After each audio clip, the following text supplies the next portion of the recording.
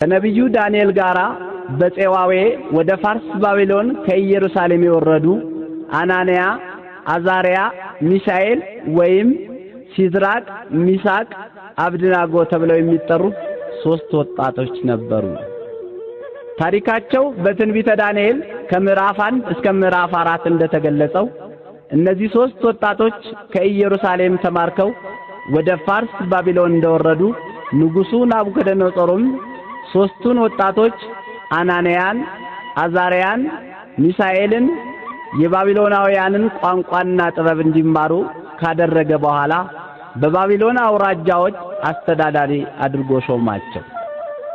በኋላም ንጉሡ ናቡከደነጾር በፍቅረ ጣዖት ተይዞ በአደባባይ ጣዖት አቁሞ ለጣዖቱ በመንግስቱ ግዛት ያሉ ሰዎች ሁሉ እንዲሰግዱ አዋጅ ባወጣ ጊዜ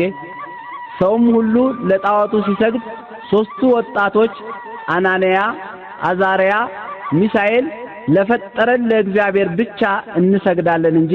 ለጣዖት አንሰግድም አሉት። ለጣዖቱ ምስል ያልሰገደ ሰው